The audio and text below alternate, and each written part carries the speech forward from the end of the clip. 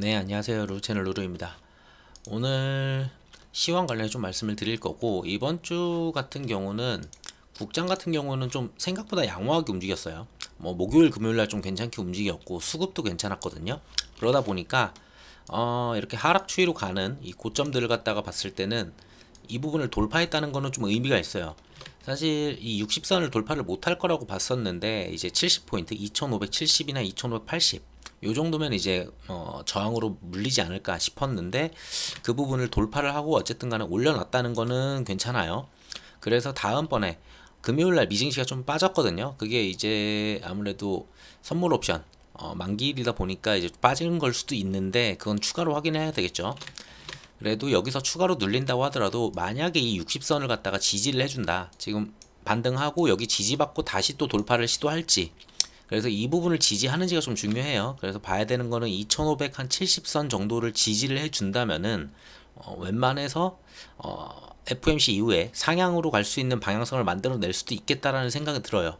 근데 아직까지는 지금 당장 이걸 돌파해서 2600을 넘길 가능성은 낮다고 봅니다. 그래서 결국은 월화 수까지는 이 아래에서 계속 놀 거고 이 아래에서 뭐 2550에서 2600 사이 이 사이에서 움직일 가능성이 높다고 봐요. 그래서 요 구간에서 움직일 가능성이 높고 FOMC 이후에 방향성이 좀 나타나 줄 거예요. 그래서 목요일부터 이제 좀 방향성을 보여주면은 상방으로 갈지 다시 하방으로 갈지 이러한 분위기 이제 나타내주는 그 변곡점이 되지 않을까 싶어요. 자, 우선 증시자금 보게 되면은 증시자금 같은 경우는 큰 변동이 없어요. 뭐 지난주 보더라도 뭐 52조 있다가 뭐 51조 있다가 다시 52조 있다가 뭐 51조 있다가 왔다 갔다 하거든요. 크게 변동이 없는데 신용에서는 좀 계속 꾸준히 늘어나요. 20조 1000억이었다가 뭐 20조 2000억, 20조 3000억, 20조 4000억까지 지금 올라온 상태거든요. 그래서 다음 주 가면은 제가 봤을 때 거의 20조 5천억까지도 올라가지 않을까 싶어요. 그래서 신용이 조금 부담이 되는 부분은 있지만 지수가 올라가면 크게 상관이 없거든요. 근데 지수가 여기서 FOMC 이후에 방향성이 무너진다면 그때는 좀 신용장고나 이런 부분들에 대해서 조금 우려는 되는 부분이 있습니다. 그래서 지금까지는 큰 문제는 없어 보여요. 이렇게 봤을 때는. 그리고 수급을 보게 되면은 코스피 같은 경우에서는 기관이 굉장히 세게 들어왔어요. 기관이 목요일 금요일 날 거의 다 들어 올렸다고 보면 되거든요. 자, 기관 같은 경우에 1조가 들어오고 금요일 날 그리고 1조 2천억이 들어왔어요. 두 번 이렇게 강하게 들어왔는데 이게 거의 대부분이 금투에서 들어왔다는 거죠. 자, 금투에서 들어왔다 보면은 사실 이게 단타성으로 좀 움직일 가능성이 있기는 해요. 얘네들은 단타성으로 올려놓고서 그러고 다 던질 가능성도 있어요. 그래서 조금 얘네들 거는 좀 자세히 좀 보셔야 돼요. 뭐 다른데 뭐 투신이나 아니면은 연기금이나 이런 쪽에서 좀 들어왔으면 그래도 좀 괜찮겠네 라고 보여지는데 그렇지가 않았다는 거죠. 이번에 올라갔을 때는 단타성 계좌 주체에서 좀 많이 들어왔고, 자, 그리고 외국인 같은 경우는 수급상 그렇게 강하게 들어오진 않았어요. 현물 쪽에서는 뭐 5천억 나가고 2천억 나가고 들어온 거 거의 없죠. 그러다 보니까 이탈이 좀 더 강했다라고 보여져요. 하지만 이제 선물 쪽에서 보게 되면은 금요일과 목요일하고 금요일 날 외국인은 선물을 쓸어 담았고 기관 쪽에서는 현물을 쓸어 담았다 보면 돼요. 기관이 이제 선물을 좀 던지는 걸 그 이상을 갖다가 다 받아내면서 외국인이 금요일날 1조 5천억 그리고 1조 원 이렇게 좀 들어오는 모습이었어요. 그래서 선물이랑 현물 두 개를 봤을 때는 외국인도 솔직히 좀 들어왔다고 보여지는 모습이고 기관도 현물이랑 선물 두 개를 같이 본다면은 좀 들어왔다고 보여집니다. 그래서 수급상으로 좀 많이 개선이 되는 모습이에요. 근데 이렇게 대량으로 한 번에 왕창 들어오게 되면은 또 왕창 나가는 케이스가 나올 수 있거든요. 그 부분은 조금 조심해야 돼요. 그리고 지금 당장 이 2600을 넘을 가능성은 솔직히 낮다고 보여져요. FOMC 이후에 방향성이 좀 나타나 줄 때 이제 넘을 가능성이 좀 있어 보이는데 넘긴다면은 그게 아니면은 거기서 뭐 나쁘게 나오면 당연히 하락하겠죠. 그래서 지금은 조금 더 지켜봐야 된다. 그래서 목요일 날부터가 이제 진짜 움직임을 보여주지 않을까 그렇게 보고 있습니다. 코스닥 같은 경우는 별 변동이 없어요. 그냥 무난해요. 그래가지고 그리고 코스닥 차트는 그렇게 중요하게 안 보다 보니까 그냥 코스피랑 선물만 계속 말씀드리도록 할게요. 그래서 수급에서는 나쁘진 않았다. 근데 너무 한 번에 들어왔고 단타성 계좌에서 너무 많이 좀 들어왔다는 게 조금 부담은 됩니다. 그래서 뭐 차트를 굳이 만들어 보자면은 자, 요러한 라인이 하나 생기죠. 자, 위에다가 똑같이 하나 그을 수 있어요. 그러면은 이렇게 상승 터널에서 자, 지지받고 올라갔으니까 여기서 맞고 떨어지겠죠. 그러면 떨어진다고 했을 때는 2550선까지는 열어둘 수는 있어요. 그래서 지금 이번 주 보는 자리는 2550선에서 2600선 요 안에 박스권을 움직일 가능성이 높다라고 봅니다. 그리고 목요일부터는 조금 변동성이 커지겠죠. FOMC 이후에는. 자, 그렇고 뉴스를 좀 보면서 이제 말씀을 드리면은, 자, 지난주 같은 경우는 이제 CPI가 나왔어요. CPI가 제일 중요하다고 했는데 CPI가 되게 애매했어요. 이걸 어떻게 해석하느냐에 따라서 참 다른데, 이도저도 아닌 방향성을 나타내 줘야 되는 그런 모습인데 방향성을 나타내기 되게 어려웠어요. 혼조세로 이제 마감을 했다 보니까 내용을 좀 보게 되면 간단하게,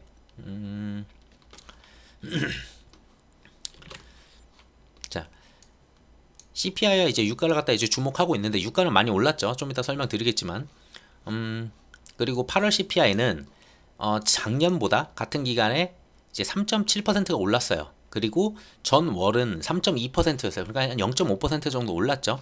중요한 거는 이 전월이 필요한 게 아니고 예상한 게 3.6이에요. 예상을 3.6으로 했는데 3.7이 올랐다는 거죠. 그러면 예상보다 더 올랐으니까 시장이 안 좋겠네 라고 봐야 되는데, 이 헤드라인 CPI 같은 경우는 여기에는 이제 식품이랑 그리고 이제 국제유가가 들어가요. 원유가 좀 들어가다 보니까 원유가 엄청 많이 올랐잖아요. 그래서 조금 예상치보다 더 올랐다. 안 그래도 그걸 반영한 숫자인데 그거보다 더 올랐으니까 좀 그런데 라고 했는데, 근원 CPI를 봐야 돼요. 자, 그렇다면 이제 근원 CPI를 봤을 때는, 자, 변동성이 큰 음식과 에너지를 갖다 이제 제외한 근원 CPI 같은 경우에는 작년보다 이제 4.3%가 올랐어요. 4.3%가 올라가지고 그 전에 4.7보다 훨씬 떨어졌죠. 오히려 근원 CPI는 오히려 떨어지는 모습이었어요. 자, 그러다 보니까 4.3% 상승은 22개월 만에 가장 낮은 수치로 시장 예상치를 갖다 부합을 했습니다. 그러니까 시장 예상치를 갖다 4.3으로 봤는데 4.3이 나온 거예요. 그리고 떨어졌죠. 얘는 헤드라인 CPI는 올랐지만, 자, 그래서 이제 근원을 봤을 때는 사람들이 해석하는 거는, 야, 에너지가 너무 많이 올랐으니까, 그러니까 얘네를 빼고 계산하면은 사실상 이거는 인플레이션이 이제 잡히고 있는 거다, 이렇게 해석을 하는 거예요. 근데 또 생각을 해보면 다음 달 CPI도 또 안 좋거든요. 왜? 지금 국제유가가 이제 91불을 넘어섰어요. 91불을 넘어서는 자리다 보니까 다음 달 또 안 좋을 텐데, 이러한 의견들이 이제 분분하게 갈리면서 시장이 상승도 하락도 하지 못하는 그런 애매한 그런 모습을 좀 보였다, 이렇게 보시면 될 것 같아요. 그래서 중요한 거는 이번에 있을 FOMC에서는 사실 파월이 전부터 얘기를 했지만 헤드라인 CPI보다는 근원 CPI를 더 많이 본다라고 했어요. FOMC에서는. 그래서 오히려 긍정적인 부분은 있습니다. 그러다 보니 조금 괜찮다고는 보여져요. 최악은 아니다, 이렇게 보고 있어요. 근데 문제는 이제 기름값이죠. 국제유가인데 기름값 상승이 계속 되다 보니까, 자, 소매 판매하고 PPI도 이제 예상치를 갖다 윗돌았어요. 자, 소매 판매가 더 많이 되고 PPI가 올라간다는 건 인플레이션을 더 고조시킨다는 거예요. 그러면은 긴축을 더 해야 되겠네, 요러한 이제 반응이 좀 나와줘야 되는데, 자, 여기서도 해석이 좀 분분해요. 결국은 소매 판매가 오른 거는 전부 다 이거 유가 때문이다 라고 하고 있어요. 자, 소비자들은 지난달에 주유소 등에서 눈에 띄게 지출을 갖다 늘렸고 휘발유 비용 상승에 따라서 더 많은 지출을 했다. 그러니까 뭐 같은 거리를 가더라도 기름값이 더 많이 드니까 더 많이 넣어야 되겠죠. 그러니까 당연히 소매 판매가 더 늘었다. 소매 판매가 증가를 하긴 했거든요. 소매 판매가 소매 판매는 전월 대비 0.6%가 늘었고요. 그래서 전문가 전망치인 0.1%, 그리고 전월의 수정치인 0.5%를 다 전부 다 윗돌았어요. 이게 전부 다 윗돌았는데 이게 전부 다 주유소. 그래서 소매 판매가 이만큼 좀 안 좋게 나왔다라고 이제 이야기를 하고 있죠. 그래서 소매 판매도 유가 때문이니까 이건 크게 문제 잡을 건 아니다. 이걸 갖다가 뺐을 때는, 유가 부분을 갖다가 소매 판매에서 뺐을 때는 오히려 인플레이션, 그러니까 소매 판매 줄고 있고 사람들이 돈을 못 쓰기 시작을 했고, 그러니까 이제 전부 다 좀 진정이 돼가고 있다. 단지 유가만 좀 문제다. 계속 이런 식으로 해석을 하고 있어요. 자, 그리고 PPI는 이제 생산자 물가지수죠. 생산을 하는데 얼마만큼의 비용이 드느냐, 이렇게 해석하시면 되는데, 자, PPI도 동일하게 유가 상승으로 똑같이 동일하게 반영이 됐어요. 왜? 뭔가 물건을 만들 때 분명히 유가 부분이 충분히 많이 들어가요. 뭐 이제 뭐 배송비도 있고 여러 가지가 워낙에 많다 보니까, 자, 그래서 이제 이 부분에서도 반영이 됐다. 그래서 PPI도 유가가 좀 오르면서 8월 PPI는 전월 대비 0.7%가 올랐고요. 전년 대비 1.6%가 올랐어요. 자, 월가 예상치에 썼던 거는 0.4%, 0.2%였어요. 그러니까 한 0.4%가 늘었고, 얘는 0.3%가 늘었고, 그러니까 PPI도 많이 올라온 거죠. 예상치보다 이만큼이나 더 올라왔으면은 안 좋은 건데, 결국은 여기서도 얘기하는 거는 전부 다 PPI 에너지 쪽에서 지수가 한 달 새 10% 이상을 급등을 했고, 그래서 유가 상승 여파를 갖다가 확인을 시켜줬다. 뭐 디젤, 항공유, 철강, 고철 가격 오름세도 전부 다 PPI 상승에 다 들어왔다는 거죠. 그러니까 다른 게 뭐 인건비나 이런 게 올라가서 PPI가 올라간 게 아니고, 유가가 올랐고 뭐 철강이 올랐고 이런 것 때문에 이제 PPI가 좀 오른 거지. 그러니까 전체적으로는 PPI도 내려가고 있다, 잘 잡히고 있다, 약간 이렇게 해석한 것 같아요. 근데 이게 언제까지 이렇게 해석을 하면서 이제 버텨줄 건지는 중요한데, 어쨌든 저런 식으로 나왔으니까 CPI에서 근원 CPI가 좀 잘 나오기 시작을 하니까 우선 당장은 이번 달 다음 주에 있을 FOMC죠. 자, 금리 동결 가능성이 98%예요. 제가 봐도 동결은 거의 확실해요. 이번 달은 뭐 좋게 나오든 안 좋게 나오든 어차피 연준한테 가지고 있는 카드는 진짜 많이 가지고 있다고 해봤자 한 번이에요. 한 번 0.25%를 올릴 수 있는 수준밖에 남지 않았다는 거예요. 그러니까 이 한 번의 카드를 언제 쓸 거냐 했을 때는 지금 절대 안 쓰겠죠. 11월? 11월에 안 쓸 수도 있어요. 안 쓰고 한날 쥐고 있는 척 하면서 계속 매파적인 발언만 하면서 구두로 계속 죽여내는 그런 모습이 나올 수도 있습니다. 자, 우선 그거는 11월까지 가봐야지 하니까 뭐 9월, 10월달 이제 좀 다른 지표를 더 봐야지 이제 11월 어떨지 알겠죠. 지금 당장은 다음 주 98% 거의 뭐 동결이라고 보시면 될 것 같고요. 11월 같은 경우도 좀 많이 올라왔어요. 동결 가능성이 72%까지 좀 올라왔고, 근데 얘 같은 경우는 왔다 갔다 하기 때문에 아직은 좀 이르죠. 11월 걸 지금 예측하기에는. 그래도 동결 가능성이 좀 얘도 많이 높아졌다. 근데 얘 수치가 변경되는 거는 9월달 이번 FOMC, 다음 주에 있는 FOMC에서 파월의 발언이 가장 중요할 것 같아요. 동결을 때리면은 분명히 파월은 매파적인 발언이 분명 나와요. 왜? 지금 그렇게 막 시장이 엄청나게 좋아진 건 아니지만 동결을 때려야 되는 입장이죠. 동결을 때렸으면은 시장이 갑자기 환호를 할 거거든요. 그러면은 그걸 눌러주기 위해서 매파적으로 발언이라도 좀 때려줘야 돼요. 그래서 매파적 발언은 당연히 따라올 거다. 근데 이 수준이 얼마만큼 매파적이냐, 그거에 따라서 시장이 좀 움직일 것 같아요. 자, 그래서 가장 문제가 되는 이제 WTI 유가를 좀 보게 되면은 왜 안 뜨죠? 자, 이렇게 봐야 되겠네요. 그냥. 자, 우선 91달러를 지금 넘어섰어요. 자, 일봉이죠. 자, 일봉으로 봤을 때는 지금 계속 꾸준히 올라서 거의 60 몇 불에서 거의 91불까지 올라왔거든요. 자, 주봉으로 볼게요. 원래 그 기술적 차트 이걸 갖다가 켜놨었는데 지금 안 꺼진 것 같아요. 자, 그래서 이 고점 부분, 이게 93불이에요. 대략 여기 있는 이 고점이 93불이거든요. 93불까지는 열려있다고 보여져요. 그러니까 93불까지는 충분히 더 올라갈 수가 있어요, 유가는. 자, 근데 이 고점을 갖다가 93불을 갖다 터치를 하고서 이제 떨어지느냐가 중요한데, 그 부분을 확인해 주셔야 되고요. 그래서 유가가 여기서 더 올라간다, 93불, 94불을 갖다 넘어선다, 그랬을 때는 솔직히 좀 많이 강하게 갈 가능성이 높아요. 거기가 이제 저항이거든요.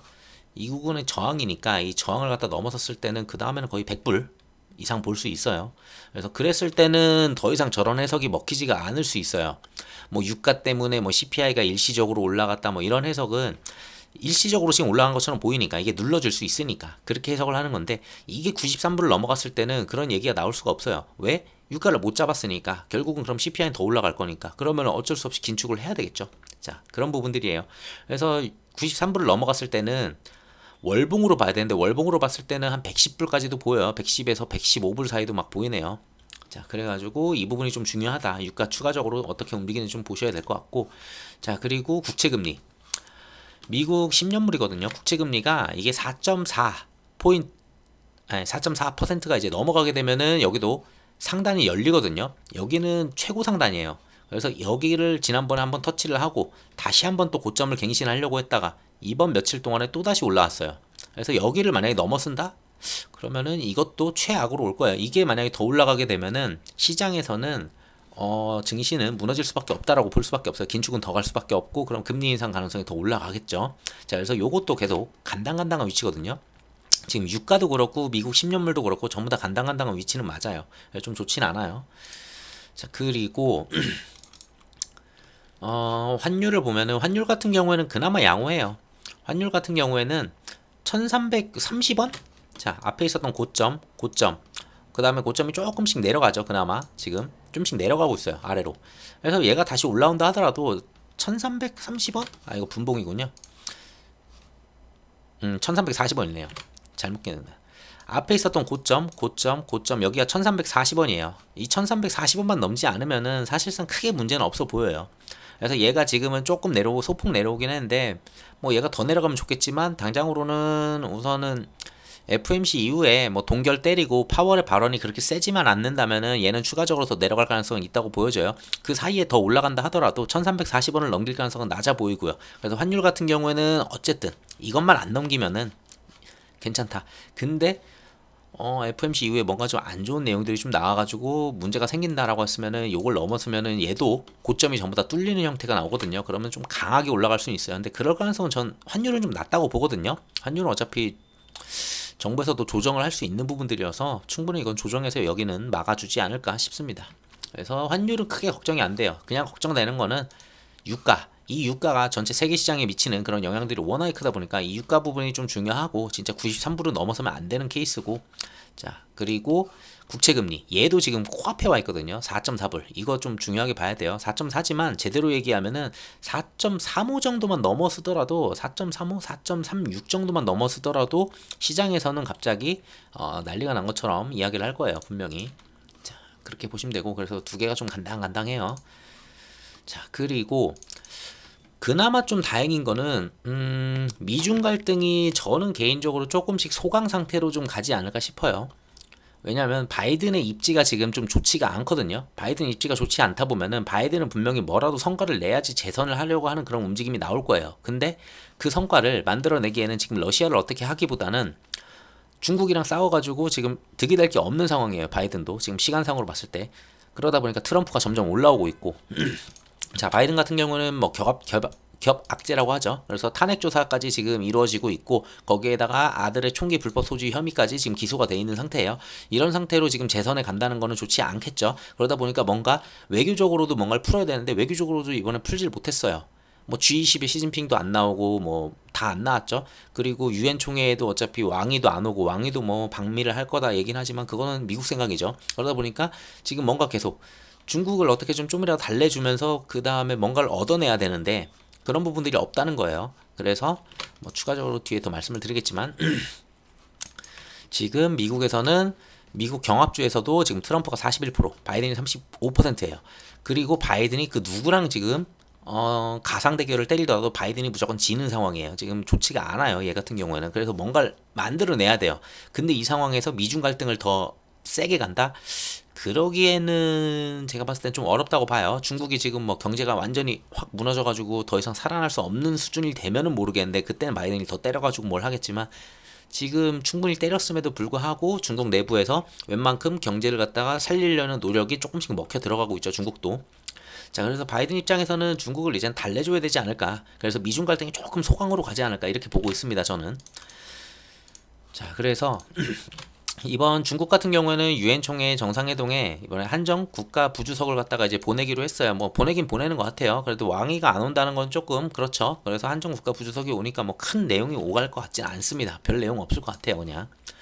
자 그만큼 이제 중국이 계속 미국을 손절한다는 게 아니고 만나지 않고 그냥 무시하는 약간 그런 모습을 계속 보여주고 있어요. 그러다 보니까 미국 같은 경우는 뭔가를 해야 되니까 계속 방중을 했었거든요. 자, 그러니 이제 결국은 미국 국무부에서도 계속 이야기를 해요.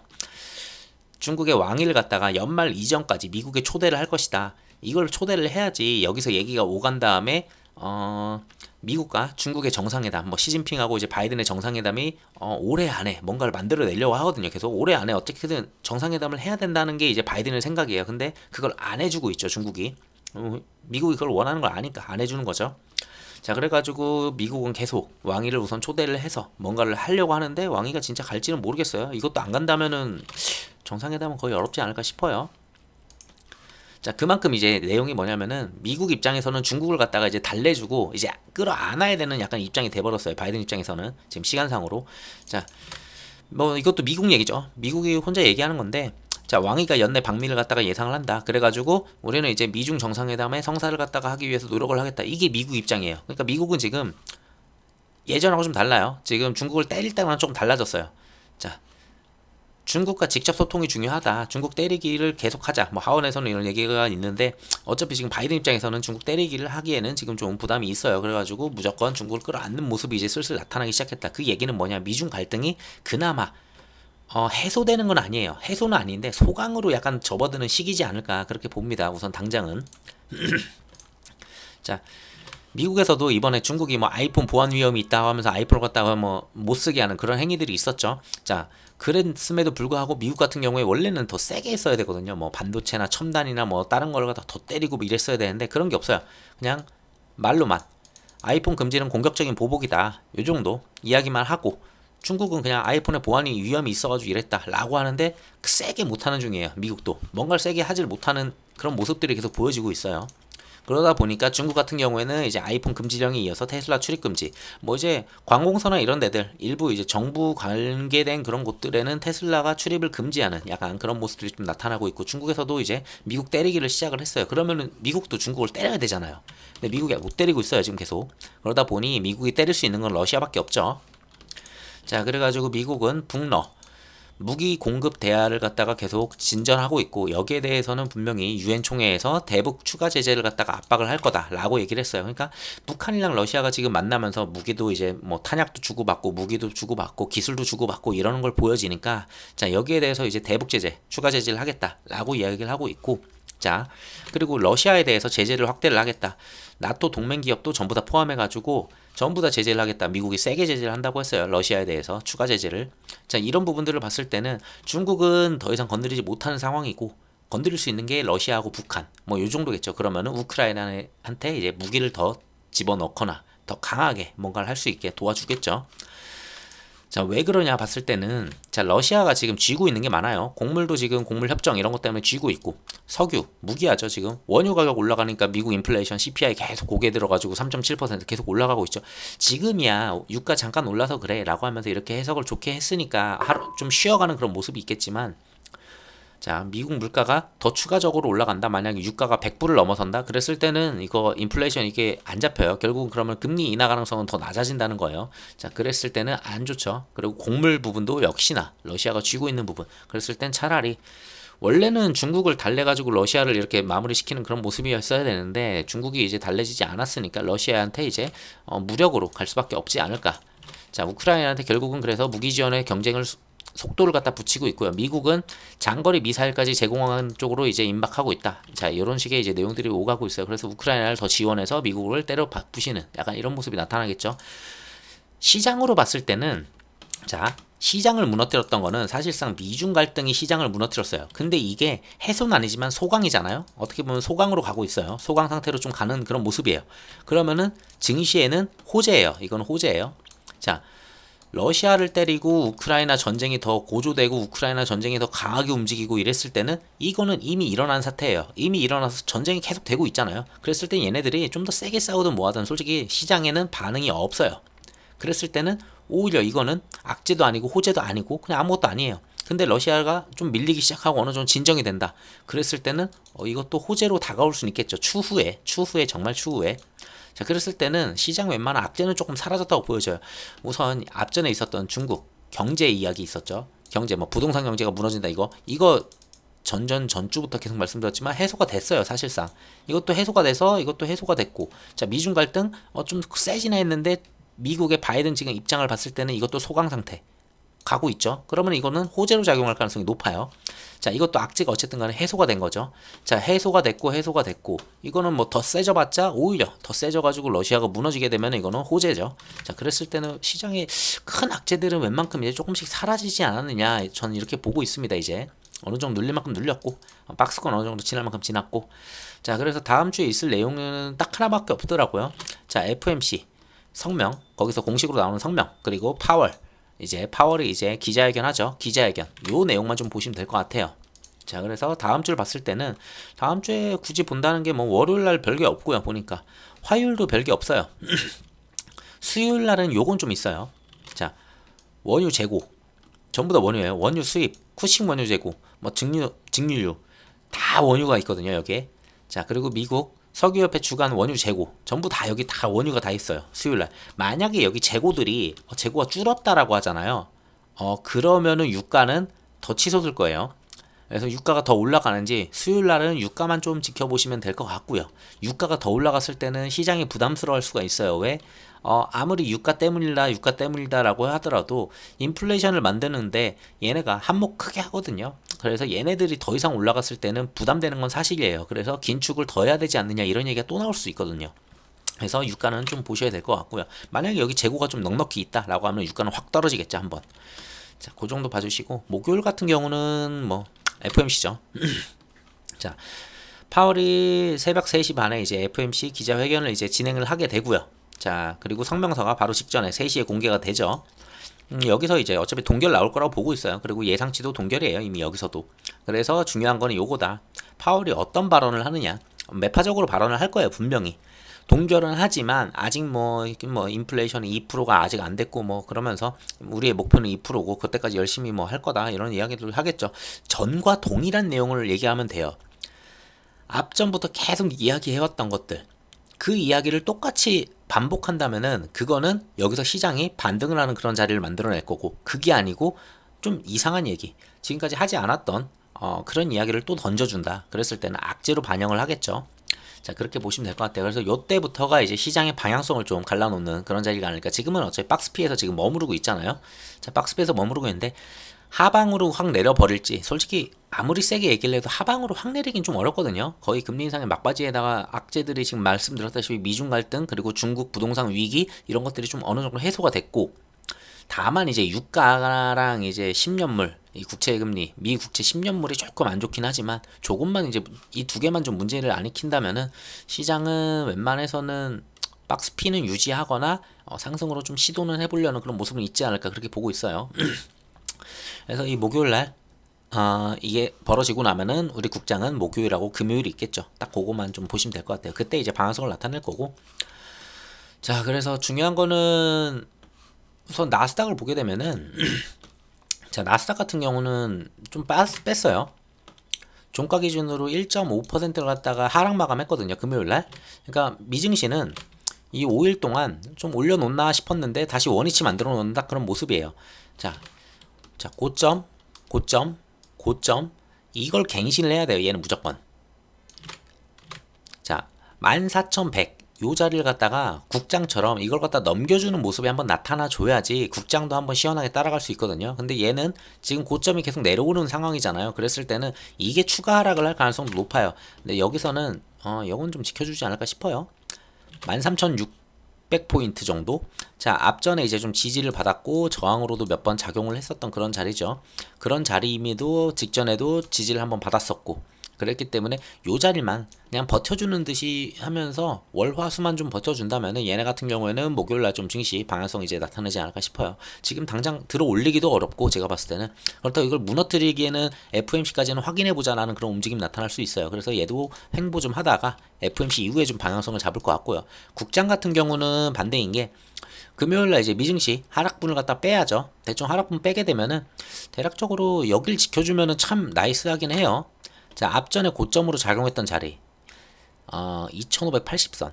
자, 눌렸을 때 요 자리만 좀 지켜준다라고 하면은 추가 상승 가능성 힘 좀 붙겠네라고 이렇게 보여질 거예요. 자, 그런 모습이 나타날지 아니면은 이 60선까지 내릴지, 60선을 지켜줄지, 이 60선 있죠, 여길 지켜줄지, 그게 아니다 60선도 이탈한다 그랬을 때는 2550까지 봅니다. 그래서 저는 그냥 편하게 2550선 보고 있어요. 자, 요 박스권 안에서의 움직임 또 이어갈 가능성이 높아요. 지금 당장은.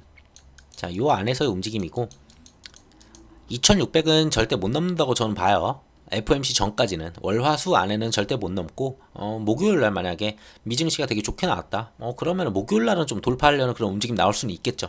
그래서 월화수 동안 여기서 버티는 모습이 나올 거고, 그 다음에 목요일 정도에 이거를 아래로 깰지 이걸 위로 돌파를 해볼지 트라이하는 그런 모습들이 좀 나타나지 않을까 싶어요. 그래서 이번 주도 거의 박스권일 가능성이 좀 높지 않을까. 다만 주 후반기에는 방향성을 좀 나타내는 그런 모습들이 있겠다. 이 정도로만 생각해 주시면 될 것 같아요. 수급상으로는 좀 괜찮은데 그러니까 봐야 될 게 좀 많아요. 이번 주도 수급상으로는 진짜 괜찮아요. 이런 것들 코스피 이제 기관 들어오고 뭐 수급 이렇게 강하게 들어온 것들 보면 다 좋아요. 선물도 외국인 강하게 들어온 거 이런 것도 좋아요. 자, 근데 얘네들이 이번 주에 전부 다 다시 똑같이 그대로 단타성으로 먹고서 이탈하는지 그게 되게 중요해요. 그런 것 좀 추가로 좀 확인하시면 될 것 같습니다. 그래서 이번 주까지면은, 이번 주만 좀 지나면은 좀 진정이 되지 않을까 싶고, 가장 중요하게 보는 거는 뒤에 지표들 중에서 가장 중요한 거는 미국 10년물 그리고 유가만 계속 지속해서 확인을 하셔야 된다. 요 정도 말씀드릴 수 있을 것 같네요. 오늘 영상 여기까지 하고 마무리하도록 할게요. 영상 들어 감사합니다.